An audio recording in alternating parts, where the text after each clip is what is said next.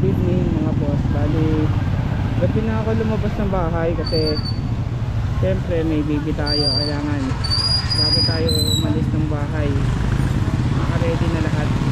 Saka good si baby natin, si Baby Luke. Kaya ngayon na ako lumabas, medyo gabi na, mag-alas 8 na, 7:53. Kaya okay lang naman to, goods na to kasi si Mrs. pauwi na rin yun ng mga 9. Kaya okay naman na sa bahay, nakapaglinis na tayo. Kaya pag uwi niya hindi na siya may stress pag uwi system. Kaya eto, kakalabas ko lang, may booking na ako dito lang to, malapit sa amin yung first booking natin, sa Tanyag lang, sa Binsun. Kaya eto po, on the way na ako. Ano kasi dito, ang daming tindahan.